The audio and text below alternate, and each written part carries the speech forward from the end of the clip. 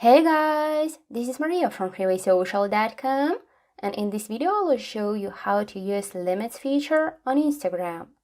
Enabling new Instagram limits feature, you may restrict unwanted messages and comments from certain groups of users.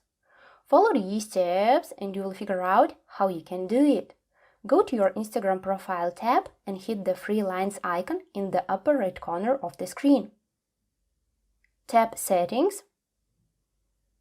Then click on the Privacy section. Choose the Limits option.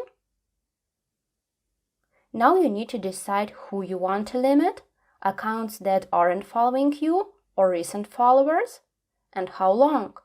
You may limit up to 6 days or 4 weeks.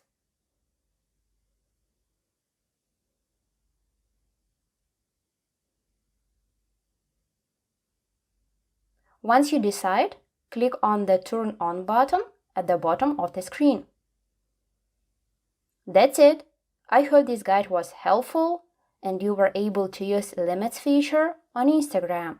Don't forget to like this video and visit us at freewaysocial.com.